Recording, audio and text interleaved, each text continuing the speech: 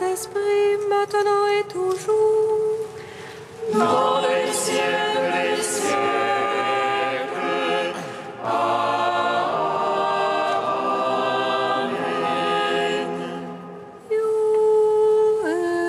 Esprit Saint, illumine nos cœurs, remplis-nous de ta paix, ô murmure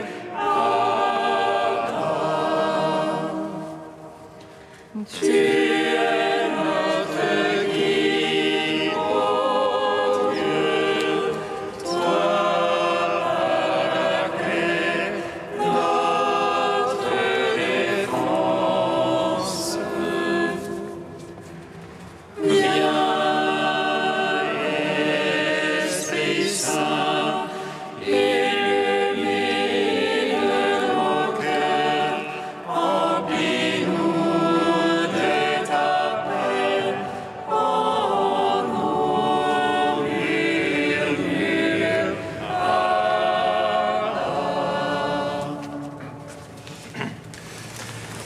Si nous mourons avec le Christ, avec lui nous vivrons. Si nous souffrons avec le Christ, avec lui nous régnerons. Si nous mourons avec le Christ, avec lui nous vivrons. Si nous souffrons avec le Christ, avec lui nous régnerons. J'ai accepté de tout pour gagner le Christ et d'être justifié en lui par la foi.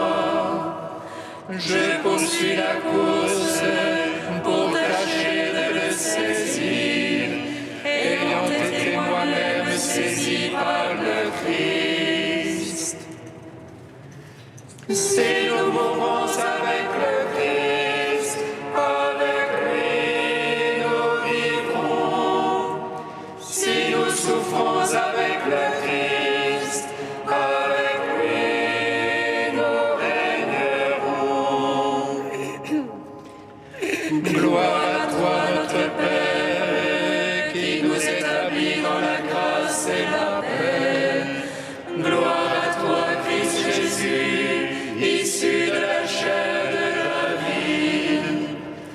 Gloire à toi, Esprit Saint, qui a établi Fils de Dieu par sa Pâque, et qui nous fait entrer dans sa mort et sa résurrection. Si nous mourons avec le Christ, avec lui nous vivrons. Si nous souffrons avec le Christ, avec lui nous régnerons. Psaume 118, strophe 15. celui qui croit en ma parole est passé de la mort à la vie. Celui qui croit en ma parole est passé de la mort à la vie. Je le cœur partagé et j'aime tes lois. Toi, mon abri, mon bouclier, j'espère en ta parole. De moi détournez-vous méchants. Je veux garder l'ordre de Dieu. Sois mon soutien selon ta promesse et je vivrai. Ne fais pas honte à mon attente. Sois mon appui, je serai sauvé. Tenons les yeux sur tes volontés. Tu renverses tous ceux qui sautent de tes volontés.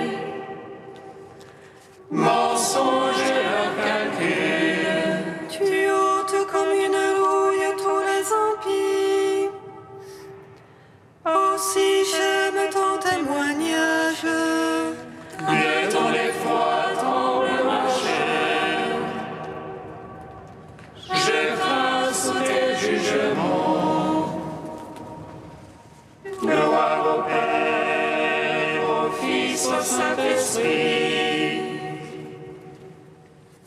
pour les siècles des siècles. Amen. Celui qui croit en ma parole est passé de la mort à la vie. Psaume 51. Ô mon maître, tout mon désir est devant toi. Pour toi, mon soupir n'est point caché. Mon maître, tout mon désir est devant toi. Pour toi, mon soupir n'est point caché. Pourquoi te prévaloir du mal, héros d'infamie? Tout le jour ruminer le crime, partisan d'imposture, Tu aimes mieux le mal que le bien, le mensonge que la justice. tu aimes toute parole qui dévore, langue d'imposture. C'est pourquoi Dieu t'écrasera, te détruira jusqu'à la fin. T'extirpera de la terre des vivants, t'arrachera de la tente.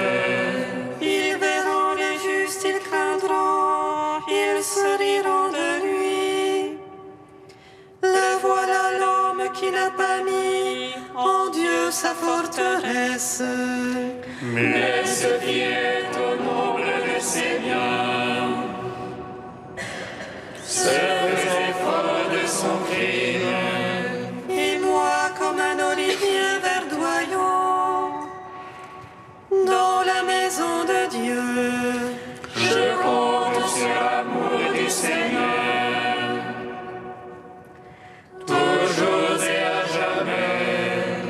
je veux te rendre grâce à jamais, car tu as agi. Et je sers ton nom car il est bon devant ceux qui t'aiment. Gloire au Père, au Fils, au Saint-Esprit, pour les siècles des siècles. Amen. Ô mon Maître, tout mon désir est devant toi. Pour toi, mon soupir n'est point caché. Psaume 52. L'encensé a dit en son cœur, non plus de Dieu. Ils sont fort corrompus, âmes abominables, non plus d'honnête homme. Les cieux Dieu se penche vers les fils d'Adam, pour voir si l'on est un insensé, un qui cherche Dieu. Tous ils ont dévié, ensemble pervertis. Non, il n'a plus d'honnête homme, non plus un seul. Ne savent-ils ceux qui font le mal, ils mangent mon peuple. Voilà le pain qu'ils mangent, ils n'invoquent pas Dieu. Alors ils seront frappés d'effroi, sans cause d'effroi. Car Dieu disperse les ossements de l'apostat, on les bafoue car Dieu les rejette. Qui donnera de Sion le salut d'Israël, c'est le Seigneur Sabaoth. Lorsque Dieu ramènera son peuple, allégresse à Jacob et joie pour Israël. Rendons gloire au Père Tout-Puissant, à son Fils Jésus-Christ le Seigneur.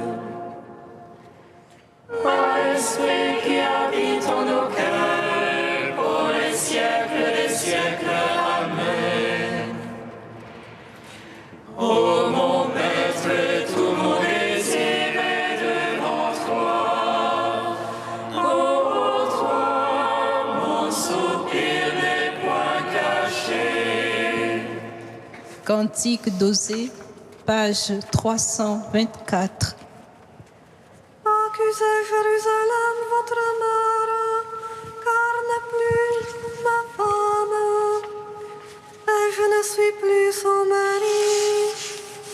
Qu'elle éloigne de moi son péché, sinon je ferai d'elle un désert.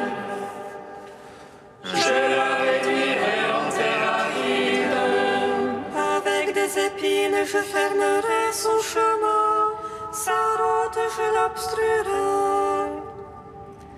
Elle ne trouvera plus ses sentiers. Elle poursuivra ses amants sans pouvoir les atteindre. Les cherchera sans les trouver. Alors elle dira, je vais revenir au Seigneur. J'étais plus heureuse autrefois. C'est pourquoi je vais la séduire, la conduire au désert. Et là je parlerai à son cœur. Elle répondra comme au jour de sa jeunesse, lorsqu'elle monta du pays d'Égypte. Ce jour-là, elle m'appellera mon mari. Je ferai pour elle un pacte avec les bêtes des champs, les oiseaux du ciel et les reptiles de la terre. L'arc, l'épée, la guerre, je les briserai dans le pays. Elle y reposera en sûreté. Je te fiancerai à moi pour toujours, dans la justice et dans le droit, dans la tendresse et dans l'amour. J'aimerais non aimer, à part mon peuple, je dirais tu es mon peuple. Et lui dira mon Dieu. Gloire au Père, au Fils, au Saint-Esprit, au Dieu qui était et qui vient, pour les siècles des siècles. Amen.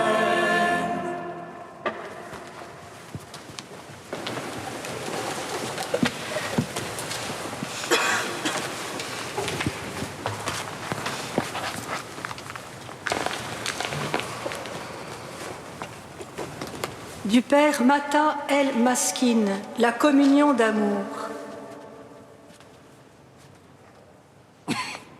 Si l'humanité a déjà bénéficié des premiers âges de la foi et a été revivifiée par le martyre, sceau de cette foi, elle attend encore une époque de conversion qui constituera une de ses périodes spirituelles les plus riches et qui ne le cédera en rien aux premiers âges, si du moins la conversion est bien vécue.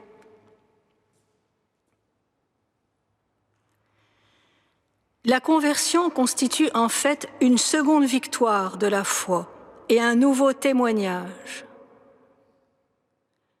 Revenir à la foi des premiers jours est presque une plus grande joie que de l'embrasser pour la première fois. Voyez la joie de la veuve qui retrouve la drague perdue. Voyez le berger qui se réjouit plus d'avoir retrouvé sa brebis perdue que de savoir les 99 autres dans sa bergerie. Le Seigneur nous enseigne que le retour d'un seul pécheur au sein du Christ vaut bien en puissance et en gloire, tant pour lui que pour nous, toute une bergerie, toute une église. Dieu a voulu donner à la conversion un surcroît d'honneur, un surcroît de joie, un surcroît de béatitude pour encourager le pasteur et pour que nul pécheur n'ait honte de revenir au sein du Christ, pour que la gloire de la croix l'emporte sur l'ignominie du péché et que soit glorifiée la bonté de Dieu qui est prêt à justifier le pécheur. Le monde ne remarque sans doute guère un pécheur qui se repent. Et cependant, la Bible nous dit que ce sont les cieux tout entiers qui célèbrent le repentir du pécheur et se réjouissent lorsqu'il est justifié, comme si la conversion était la plus noble des œuvres humaines.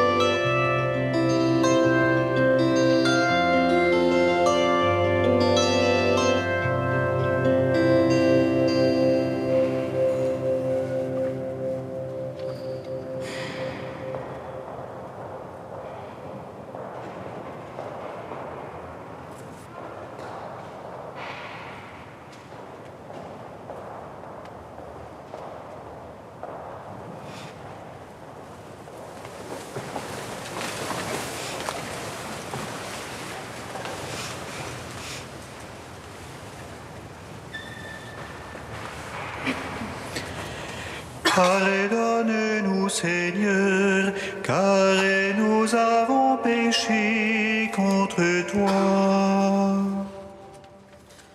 Pardonne-nous, Seigneur, car nous avons péché contre toi. Ne touchons pas à la vie de notre frère, ne portez pas la main sur lui.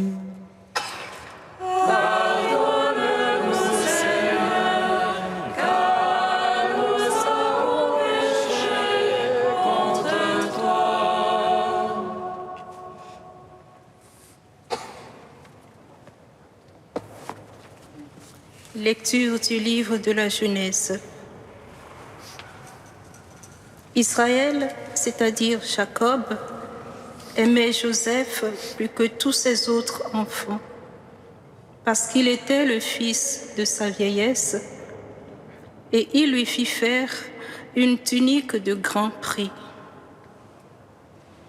En voyant qu'il préférait Joseph, ses autres fils se mirent à détester celui-ci, et ils ne pouvaient plus lui parler sans hostilité. Les frères de Joseph étaient allés à Sichem faire paître le troupeau de leur père. Israël dit à Joseph: « Tes frères ne gardent-ils pas le troupeau à Sichem ? Va donc les trouver de ma part. » Joseph les trouva à Dothan. Ceux-ci l'aperçurent de loin, et avant qu'il n'arrive près d'eux, ils complotèrent de le faire mourir. Ils se dirent l'un à l'autre: « Voici l'espère en songe qui arrive. C'est le moment. Allons-y, tuons-le et jetons-le dans une de ces citernes. Nous dirons qu'une bête féroce l'a dévoré, et on verra ce que voulaient dire ces songes. » Mais Rouben les entendit et voulut le sauver de leurs mains. Il leur dit: « Ne touchons pas à sa vie. » Et il ajouta: « Ne répandez pas son sang. Jetez-le dans cette citerne du désert, mais ne portaient pas la main sur lui.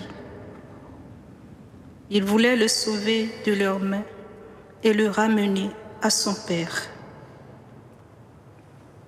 Dès que Joseph eut rejoint ses frères, ils le dépouillèrent de sa tunique, la tunique de grand prix qu'il portait. Ils se saisirent de lui et le jetèrent dans la citerne qui était vide et sans eau. Ils s'assirent ensuite pour manger. En levant les yeux, ils virent une caravane d'Ismaélites qui venait de Galaad. Leurs chameaux étaient chargés d'aromates, de baume et de myrrhe qu'ils allaient livrer en Égypte. Alors Judas dit à ses frères: « Quel profit aurions-nous à tuer notre frère et à dissimuler sa mort? Vendons-le plutôt aux Ismaélites et ne portons pas la main sur lui, car il est notre frère, notre propre chair. » Ses frères l'écoutèrent.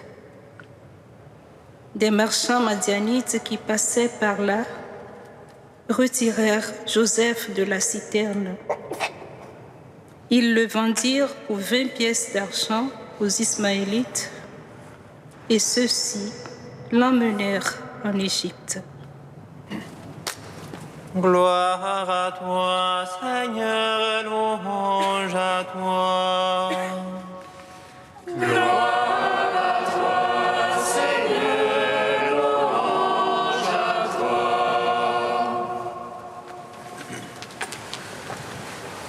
Allons-y, tuons-le, dirent les frères de Joseph en le voyant arriver. Ces mêmes paroles, nous les retrouverons dans l'évangile du jour. Ainsi, les lectures de ce jour s'accordent entre elles pour nous présenter le destin de croix et de mort qui attend Jésus au terme de sa mission terrestre. L'histoire de Joseph, c'est l'histoire d'un homme victime de la haine et de la jalousie de ses frères. Il en sera de même pour Jésus. Les chefs de la synagogue, jaloux de son influence sur le peuple et craignant de perdre leur pouvoir, chercheront à le mettre à mort. Joseph est le fils préféré, figure prophétique de Jésus, fils bien-aimé du Père. Comme Joseph qui partit pour Sichem, envoyé par son père pour visiter ses frères, et que ceux-ci, sans se soucier des liens fraternels, décidèrent d'abord de le tuer, puis finalement le vendirent comme esclave aux Ismaélites. Jésus, notre Seigneur, fut envoyé par Dieu et son Père sur terre pour sauver les hommes. Pour nous, il s'anéantit, se fit homme et devint notre frère. Il supporta la croix, accepta la mort et descendit aux enfers, dont la citerne de Joseph était la figure. Puis il ressuscita. Ce qui semblait donc une mort définitive, selon le plan de Dieu, devint le salut pour tous les hommes.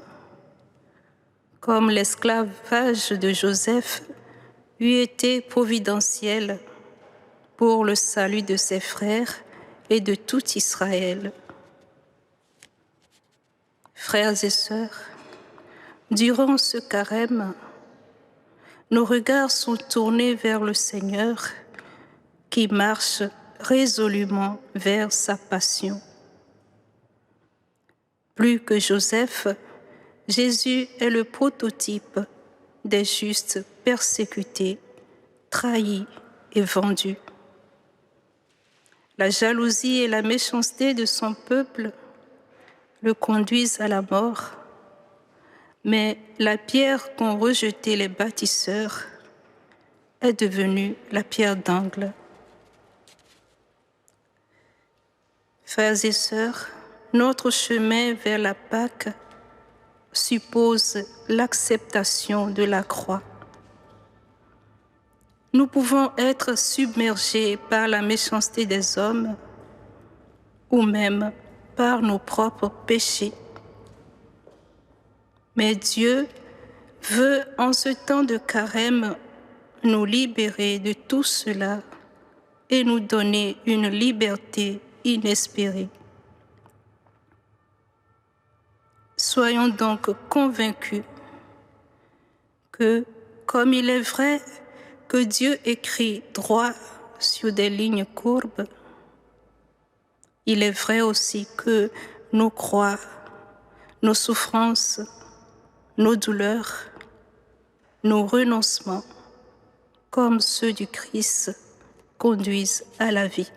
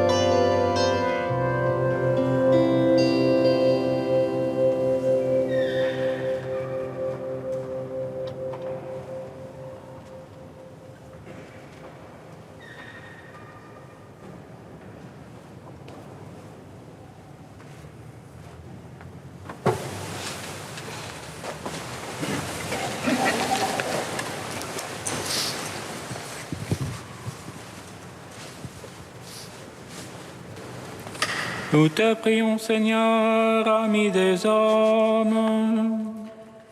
Nous te prions, Seigneur, ami des hommes. Seigneur, nous te prions pour les éducateurs, qu'ils sachent donner à chacun un grand amour pour toi et la capacité de mener leur vie dans la dignité. Nous te prions, Seigneur, ami des hommes. Seigneur, nous te prions pour les artistes, que l'Évangile soit de nouveau une source d'inspiration pour beaucoup. Nous te prions, Seigneur, ami des hommes. Seigneur, nous te prions pour ceux qui sont dramatiquement dans le besoin. Donne-leur du courage et suscite pour eux une aide appropriée. Nous te prions, Seigneur, ami des hommes.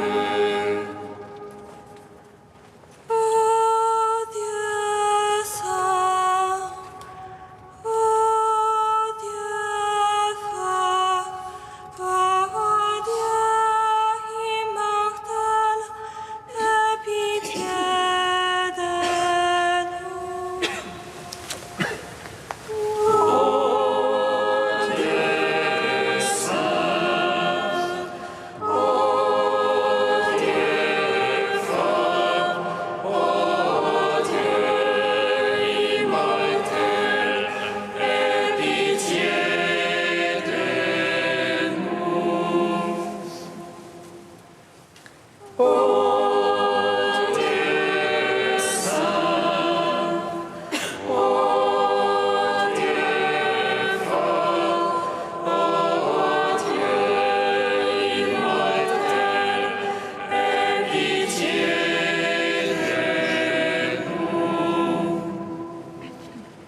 Gloire au Père et au Fils et au Saint-Esprit, maintenant et toujours et dans les siècles des siècles.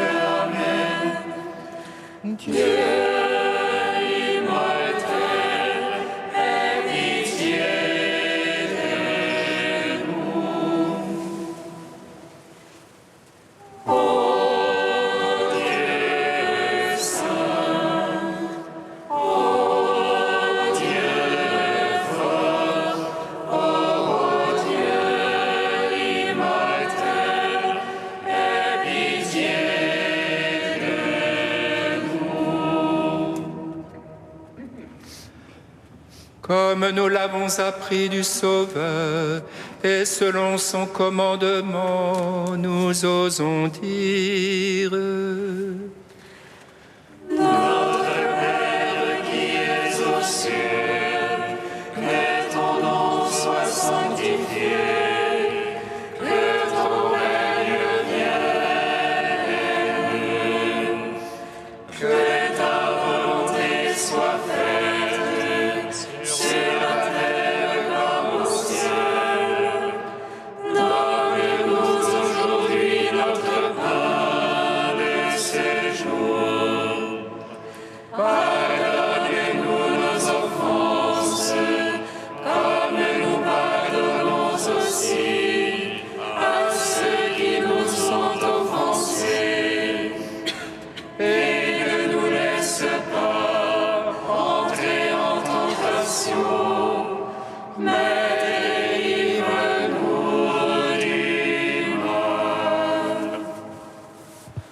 Nous t'en prions, Dieu Tout-Puissant, purifie-nous au long de ce carême pour que nous parvenions avec un cœur limpide aux fêtes pascales qui approchent. Par Jésus le Christ, notre Seigneur. Amen. Bénissons le Seigneur.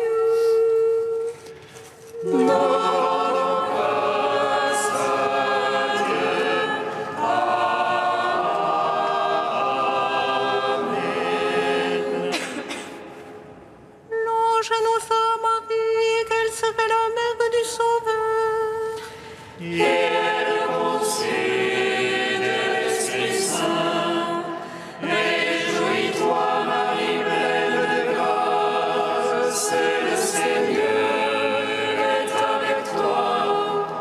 Tu Tu es bénie entre les femmes et Jésus, le fruit de ton sein, est béni. Voici la servante du Seigneur.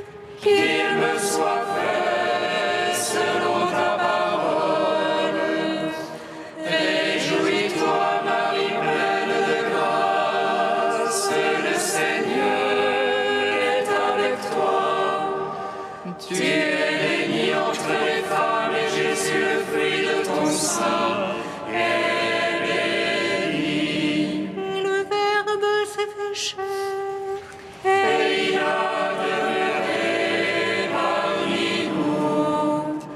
Réjouis-toi, Marie, pleine de grâce, le Seigneur est avec toi. tu Tu es bénie entre les femmes et Jésus, le fruit de ton sein,